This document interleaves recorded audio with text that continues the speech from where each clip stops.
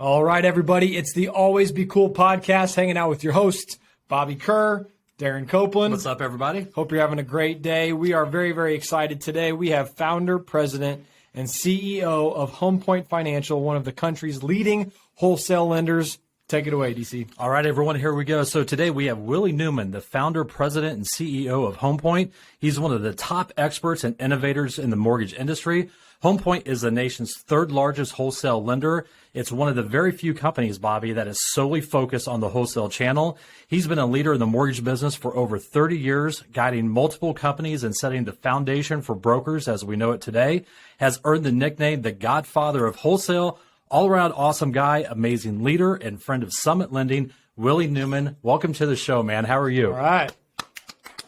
Thanks, Bobby. I feel like I'm cool by association now, so we'll roll with it. Well, you are on the Always Be Cool podcast. Yes, exactly. Yes, exactly. Let's start right where you said, DC. Yeah. The Godfather of the wholesale broker channel of mortgages. That's a lot of connotation there. So maybe you just dive right in, Willie, and tell us what's going on with that nickname, how you earned it, and how it kind of drives your passion every day to help broker and broker shops. Yeah, sure. So I think one, it means I'm pretty old, but I started in the business in the late 80s, and I met a gentleman who became my mentor. And this was at the time where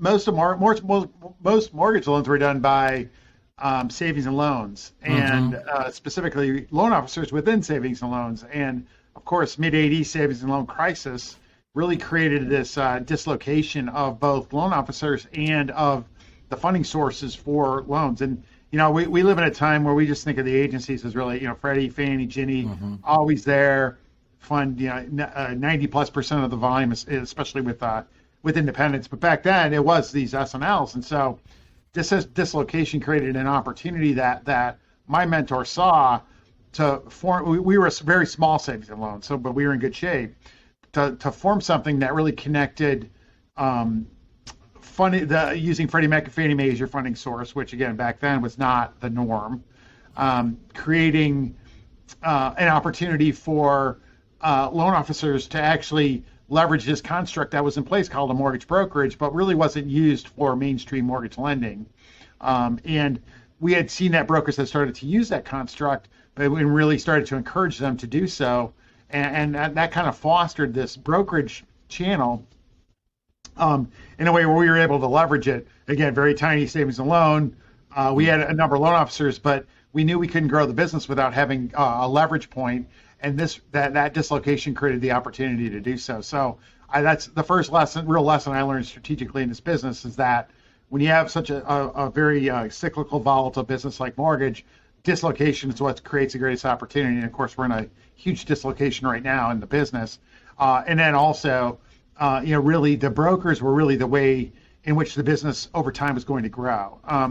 And so I guess that all that means that I was kind of there at their creation, and that really was the creation of kind of what I would call the modern mortgage broker.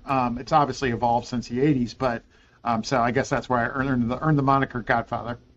It's interesting that you talk about the dislocation, Willie, because, I know we chatted about that in the past, but, maybe talk a little bit about the trend over the past couple of years of retail loan officers looking at the broker channel. And you're right, we're in a big dislocation right now, but it just all depends on the way you look at it. The way we look at it, we see it as a huge, massive opportunity to introduce other retail loan officers to the broker channel because, as you know, in the past when people had rates in the 2s and 3s and everyone pipelines are super full, loan officers were comfortable and they weren't looking to make a big move, right? They didn't want to move a big pipeline and do something different. So touch base a little bit on that as far as the opportunities now for that broker model to really take some more market share. Yeah, so again, I'll go back a little bit because if you look at where broker share was pre-crisis, broker, people use different metrics, but I would say that a pretty consistent kind of, median of it all was about 50% share. And so, at that time, brokers were the predominant kind of origination channel in the business. And so you saw that was kind of the peak, with the crisis and with, the lack of confidence in kind of the broker channel, the kind of the flight of originators from the broker channel to what I would call safe, at least at the time, safe havens in banks and in other independent originators or independent mortgage banks rather. You saw that share going on single digits. We started Homepoint in 2015. What we saw was that share was starting to grow, not materially, but at least the trend was good. And by 2018, what we had determined is that the broker channel really was the most efficient channel to do business in for us as a wholesale lender. And so that, as you said, that's kind of when we started saying we were in every channel of origination. Let's get to the point where wholesale was our sole area of focus, and that's what we did. But what we didn't have is we saw the trend and we felt like it was the most efficient. But what we didn't have is we didn't have definitive proof that it was the most efficient channel for consumers. And so part of our thesis was that what eventually wins in any business that faces a consumer is when it's best for the consumer. And so fortunately, in 2018, the HMDA data was expanded such that you could start to actually compare different channels of origination, apples to apples, on what it meant to the consumer. In other words, who gives the best deal to the consumer. And so in 2021, we took all that data, spent about 6 months digging into it from a data science standpoint, and we're able to produce something that showed definitively that since 2018, since the creation of this expanded data set, brokers have been the best for consumers. In 2021, that was approximately $9,400 per loan. And I think importantly, for a number of reasons, with minorities, it was even greater. It was over $10,000 per loan. And that includes both upfront charges and life of loan, kind of the differential in interest rate over the life of the loan. So, we saw it in 2018, but we wanted to prove it. We proved that, from looking at the data, that it's best for consumers. And when you get into a situation, Darren, as you said, in a dislocation, it's kind of when times are good, there's not really this impetus to migrate to what is most efficient. It's kind of what's most comfortable. And frankly, some of the elements that are valued more highly, like capacity and control of the throughput, maybe that kind of trumps efficiency. When you're in an environment like this where every dollar counts, every basis point counts, it's like naturally, whether you're an originator or whether you're a consumer, you should migrate to where it's most efficient and where the best deal is for you, as either it's a loan officer or a consumer. So, now this data that shows it definitively is really kind of the driver behind what we've seen, which is a significant increase in migration from various retail channels into the wholesale channel, or specifically into brokerages. Well, exactly, because what I have found is we're having so many conversations with retail loan officers right now, Willie, that I have been talking to for several years, right? And now all of a sudden, some individuals who are super awesome people that weren't really open to having the conversations are completely open to the conversations now, because a lot of it is just dispelling some of the myths of a mortgage broker, right? The unknowns, the message from the retail chain saying that, you're not in control, and, all these other myths that are out there. But what I really have a passion for is showing all these loan officers and setting them down and saying, listen, like, here's the comp model, here's your rates. And, when you go through a rate comparison versus where they're at on the retail side, it's mind blowing, right? And then you go into the whole control of, well, that we have in-house underwriting, all this. I'm like, I'm actually of the opinion that you have less control when you're a captive agent, if you will, than being on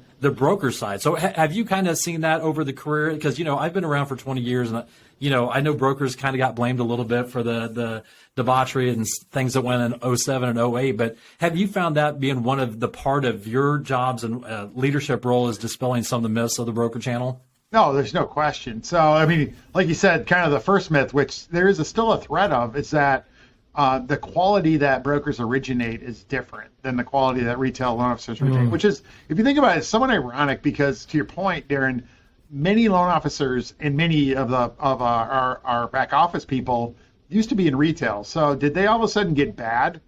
when like, they were good here today, they went to a different company, all of a sudden they were bad, or less competent at what they do. It doesn't make any sense. But yeah, so I think the first kind of the biggest myth is the quality myth, and although I think that's been dispelled, it's certainly been dispelled through data. There's still an element of it that kind of persists, which frankly is not earned.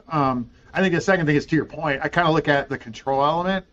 where and it may be true that you either perceive or actually have more control if you're dealing with an in-house underwriter, as an example. But what you don't have is leverage, because you have one single source, and you are beholden to the very best of what they do and the very worst of what they do. Whereas as a broker, as you both experience every day, if for some reason Homepoint's not performing to your standard or to your expectations, or to, more importantly, the consumer's needs, then you can switch. And as I think you guys know, I like to say that the broker superpower is choice. So I feel like that leverage is frankly much more a much greater strength than kind of the perceived or real ability to connect with that individual within your organization that you believe you have control over, but doesn't report to you, has their own kind of set of issues they have to deal with, et cetera. So I look at it, and so I think that, to me, the superpower being choice is such an advantage over the fact that you may, real or perceived, have some element of control over kind of what your organization does on your behalf. Let's stay on that topic for a minute, because I think that's so important as we continue the conversation with different types of originators, right? We talk about what's best for the end consumer, and that's really what drives all of the decisions, whether it's from Homepoint, Summit Lending, UWM, whatever. The consumer's experience is what drives massive movement. But I think the most important piece, and I've heard you say this, in fact, we actually heard you say this in an interview that you did with Matt Ishbia, CEO of United Wholesale, is that it really comes down to education. So how can we best educate people? So we just talked about a myth, right? And how the lack of control, or the myth of the quality being less with a broker. Maybe just stay there for a second and discuss some of the other myths that you've come across in your decades within the business, especially since you've decided to make Homepoint 100% on the wholesale channel. Yeah, well, I think maybe it's kind of a corollary to what I said previously, Bobby, but like this idea that brokers are kind of I don't know, cowboys or cowgirls, as the case may be, and for some strange reason, the fact that they're small businesses with independence means that they're going to operate in a way that is incongruent with kind of the broader objectives of dealing well with the consumer, working well with their wholesale partners, et cetera. And like I said, I don't know. I believe that the kind of the DNA of that was from the financial crisis. Just to be clear, everyone had blame in the financial crisis. Brokers suffered a disproportionate share of the blame relative to their culpability, because, as you all know, brokers can only do what lenders allow them to do. Exactly. And so if you look at who was responsible for it, it's like, again, everybody was to a certain extent, but brokers had a disproportionate share. And then, like I said, I think there's still elements of that DNA that persist in those perceptions. But to me, it's like if you can prove with the empirical data as we have from a HMDA standpoint that brokers are best for consumers, it's like how can that possibly be incongruent with what is in the best interest of the consumer? It's like it doesn't make any sense, right? Right. And then I think the second element is that somehow they're not behaving with some, I guess, in line with some protocol or some way in which it's believed. And it's like, okay, brokers are small businesses. If they don't behave in a way that is congruent with their kind of sustainability, they're not going to be in business anymore. So that's true. I just don't. Yeah, I mean, I think, like, to your point, it's like they're miss. I think what we need to do is continue to use the data, the HMDA data. I should mention also the analysis that we performed on performance, which there is no meaningful difference in performance between broker originated loans and retail originated loans. As a matter of fact, the broker loans perform slightly better. The fact that we are much more effective at penetrating minority communities as a percentage of our total volume than collectively, and if that's important from a whether it's public policy standpoint or simply kind of equity, it's like we're better at. So it's like continue to use that data to dispel, I think, whatever myth kind of emanates from the past or what emanates from people's perspective or perceptions. I think we can use the data to kind of dispel those, I'll say, summarily. Exactly, and I think it's continuation of the education to everyone, because the consumer, what we found, the consumer at the end of the day doesn't necessarily care where the money comes from, right? They just want to make sure they get their house, that they get a really good deal on their mortgage, and the realtor, wants to look good for referring that particular loan officer out there. So, I like to use the word layers when we talk to people, Willie. And when I talk about different layers, I'm talking about the additional bits and all the add-ons to the pricing when it comes to the retail side. And again, I was on the retail side for over a decade, but you're talking about a couple different layers of middle management. You're talking about awards trips. You're talking about helping to fund, TV, radio ads, pay-per-clicks, all that stuff. And when you sit down with an originator and say, listen, we can actually show you how to make more, have better rates, and close faster, so you can go out there and actually have a life and make more and spend more time with your family, it's really mind-blowing. So that's really been the fun part on our end. So, with saying that, I know Homepoint does a phenomenal job with helping the brokers out, but tell us a little bit about, is there anything specifically, like maybe you want to touch base on broker advantage that Homepoint has to help out the independent mortgage broker? I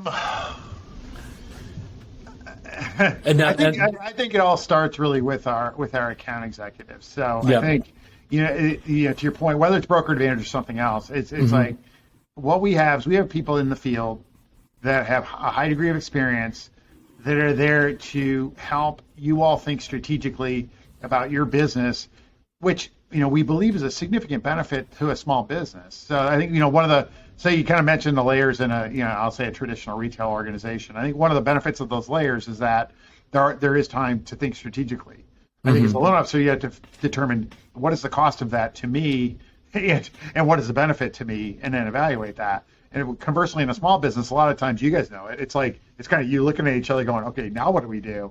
And so for us, the account executive in the field who can help you, not only with kind of the transactional work that is important to everybody, but help you think about your business in a way that it results in sustaining the advantage that you already have and creating sustainability. And as you mentioned, Darren, taking advantage of this environment. I think that for us, it all kind of starts with that. Well, exactly. And the one thing that we have known for several years now is like the quality of people that you guys have in play out there. The account executives that you go to for talking about strategies or working through some issues on a loan or whatnot. It has been second to none, and that's been that's truly huge as a partner, as a broker, because a majority of the brokers in the United States are small shops, right? They don't have this massive back office. So, whether it's Homepoint or another investor, you have to make sure that you partner with someone that has that back office and the support. And you guys have done an absolute phenomenal job. So this might be a good time to drop Debbie's name and Philip's name on the podcast. And I think Diane too, from Alan and Becky. Yes. Willie, by the way, we will take shameless plugs. We're good. Absolutely. Okay. All right, we'll do that all day. We'll give them too. So I've heard you say, and maybe this word has been kind of used in conjunction with each other, but I've heard you say displacement equals opportunity or dislocation equals opportunity. So maybe kind of expand on what that means right now for maybe a retail loan officer who's in a season of life in this profession where they've done so phenomenally well over the last several years. And all of a sudden right now, pipelines are starting to dry up, or this is the time to focus on their business. What does displacement equals opportunity? What does it mean to you, and how can that really help somebody? Yeah, so I think what it does is kind of what you said, Bobby, which is when things are going well, everything's kind of working, there's a degree of comfort that comes along with that results in you not really wanting to search for something that's better. And because it's kind of, I'll say good enough.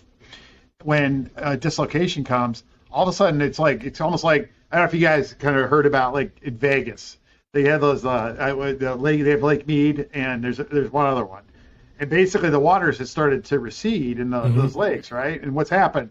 All of a sudden these dead bodies start emerging in these cars and all this stuff. Yeah. It's like, oh wow, it's like all this stuff has happened, but we covered it all up because the reservoir was full. Now that the reservoir is going on, it's very similar. It's like now, like you said, it's like the pipelines are down, and all the things that heretofore you kind of said, well, it doesn't matter, or it's not impairing my ability to make a really good living. It's like they're now being exposed, and that's kind of what dislocation is all about.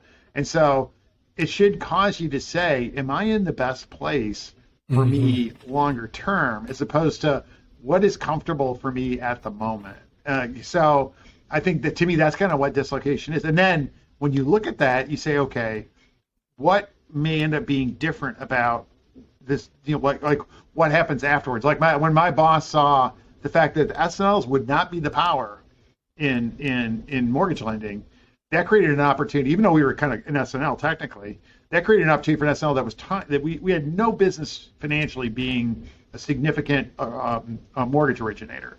But what he saw was that if you could connect to Freddie Mac and Fannie Mae, that can be your capital source as opposed to a savings and loan balance sheet. So that's the other part of dislocation is like, okay, now where is the business going to go based on the fact that all these things have been uncovered? And so that's where it gets back to what's the most efficient, what creates the choice creating kind of opportunity, the superpower, and then what is best for the consumer? Because again, heretofore, it's kind of what's best for the consumer is we close a loan, you're happy with what you got.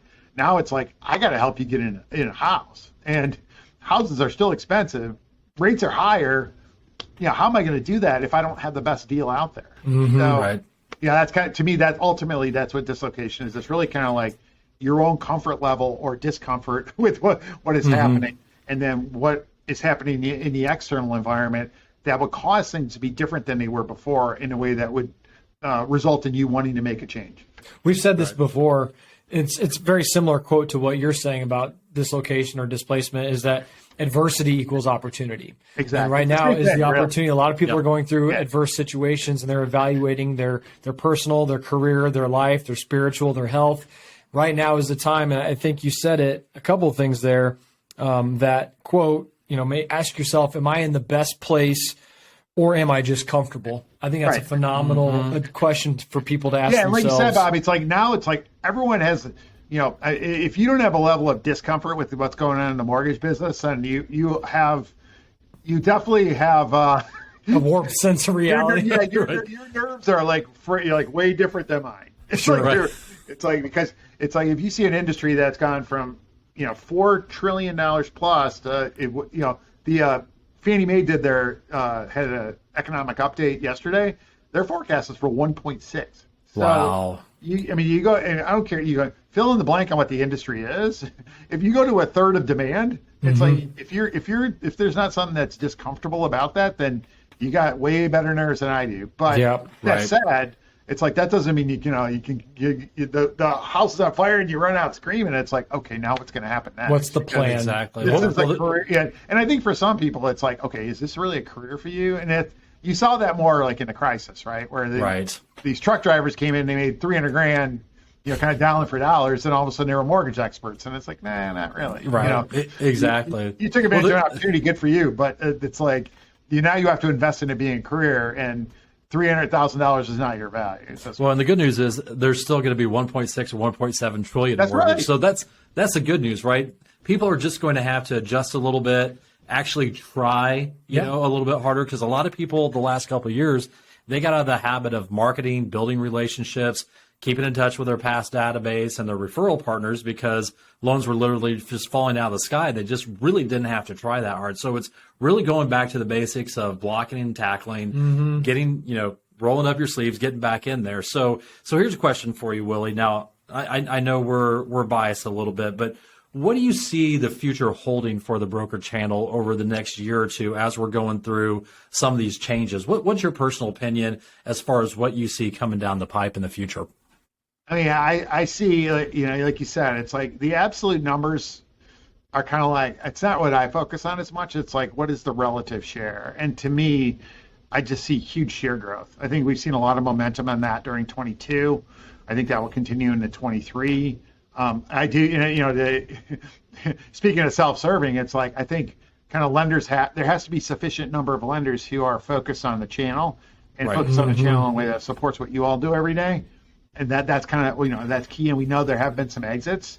And, you kind of competitively, you go, well, it's kind of good. But strategically you say, well, we need a kind of a critical mass here. So, Right. so I think, assuming that is the case, I think there's tremendous opportunity because as we talked about, it's like, I think most loan officers, if they truly step back and looked at the level of support they get, which is significant in a retail shop relative to the value it provides to them, relative to the opportunity on the broker side, I think they would, I think many of them would be switching.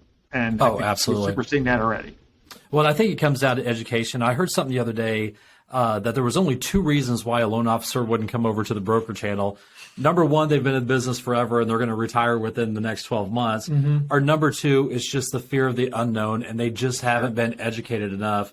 Bobby and I, we have this term called fear bridge. It's like getting the people over the fear bridge to answer all their questions. It's not that scary on the other side. And it's just getting them ramped up for them to be like, oh, okay, now I just need to go out there and focus, build those relationships, bring in more deals, and close deals even faster, and do the right thing for the customer at the end of the day. In that podcast that you did, Willie, with Matt Ishbia, which was awesome, we loved it. I mean, you two, it was just the two of you talking about the broker community and what it means to be a broker and how to succeed. But there was a note in there, and I'm trying to remember, I didn't write it down. But you start talking about how brokers are the ones that can really truly invest in their communities, which of course is greatest for the end user or the end customer. But really, I believe it was you that said, if you're going to be in this business longer than 18 months, like if you're planning on retiring, like DC just said, and you've always been retail, but if you're going to be in this business, in this industry for longer than 18 months from today, now is the time to really decide what's best for you and not what's comfortable. And most likely what's best for 99% of mortgage loan originators is to take a good hard look at the broker channel because it is what allows you the most freedom, the most flexibility, the most chance to win, and most importantly, take care of your referral partners and your clients. Yeah, no question. Yeah, I mean, and the kind of the community oriented element of it, a lot of times when I think y'all know my level of passion for brokers kind of extends to Washington, D.C., which I will say is I've said this now in a public forum, so I'm not afraid to say it again. It's one of the more uniquely unsatisfying things you'll ever do, but it's a necessary thing because brokers are today, our channel is disadvantaged based on how the agencies treat us from a pricing standpoint. So, but one of the things that I get asked is like, why are brokers better at like minority, for example? And I said, fundamentally, brokers are community-based, and there are lots of retail,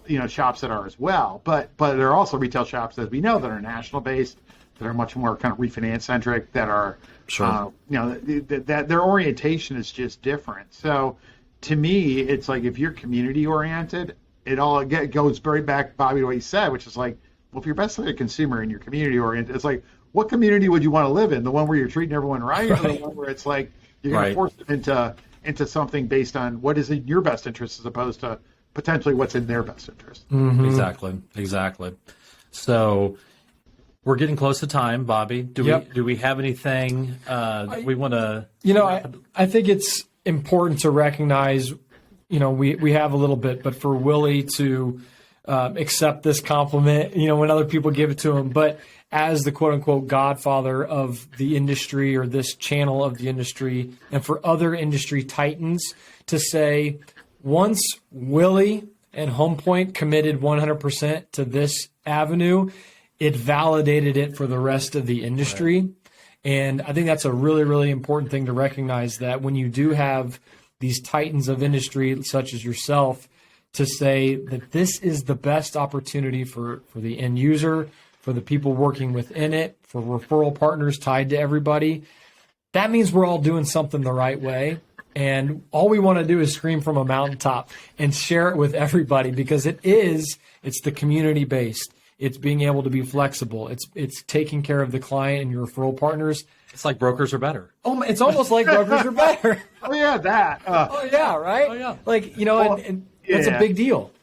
No, well, I appreciate the kind words, Bobby. I think it's funny because I actually said, I was talking to Matt Ishbia about this. I'm kind of at an age and at a point in my career where it's like the most important thing for me is kind of doing what's right, Yeah. as opposed to maybe doing what's easy, or maybe even doing what's financially remunerative in the short term to a certain extent. But ultimately, to me, it's like everyone needs to know that, and then a lot of us can make their choice, and some customers will feel better, or consumers will feel more comfortable going to their traditional referral sources. It's like it's all fine, but understand what you're giving up by doing that, or what you're foregoing by doing that, and then you can make your choice. So to me, it's like that's kind of where my passion is now, is like just getting people to understand it, appreciating the fact that you recognize kind of what's come before me, or what I brought before me. But it's like, so I'm at a point in my career where I'm just going to try to do what's right. Well, you know what, Willie, as a fellow broker owner, man, I just want to thank, from all of us in the community, of just being such a foundation and a rock on the wholesale channel for brokers, because, if it wasn't for you and some others in the industry, this huge transition of the brokers making a comeback would have never happened, man. So, never discount how many lives that you're changing out there, and the broker owners and all the families that you affect by doing an amazing job there at Homepoint, man. So thank you from all of us. Keep up the awesome work, and we just can't thank you enough for spending a little bit of your time today with us. No, again, thanks for the time. Love talking to you guys, and appreciate the kind words. Absolutely. Go broker, man. Go broker. Right. Let's That's go. right. Well, you'll get to hang out with DC tomorrow. Yep. At the AIM event. Beautiful. You want to talk about a little bit about the AIM event? Yeah. Right. Yeah. So I got a call a couple of weeks ago, and apparently I'm going into the Hall of Fame, Willie. You and me both, man. Right. The class of 2023. Let's I love go. it. Right. That's right. Let's go. I guess they're bringing in the old guys and putting them in the. Yeah. So no, I've been around for a long time, but no, it was a really cool honor. So looking forward to being a part of the Hall of Fame down there and hanging out with you and some of our other coworkers, friends. There's going to be some big time speakers down there, so it should be a really, really good time. And I just snuck that in on DC because he doesn't like talking about himself, so I just made him say I'm going into the Hall of Fame. Yeah, congratulations, and it's a super cool event. So can't wait. Congratulations to you too, sir. Thanks, All Bobby. right, guys. Thanks a lot. All right, Enjoy. thanks, Willie. Take care. Guys, this has been the Always Be Cool podcast, hanging out with Bobby and Darren and Willie Newman, president, CEO, and founder of Homepoint Financial. Everybody take care. Find us online where you stream or download all podcasts. Follow us on Instagram, Facebook, Twitter, etc. at Always Be Cool Pod. Have a great day, guys. See you guys.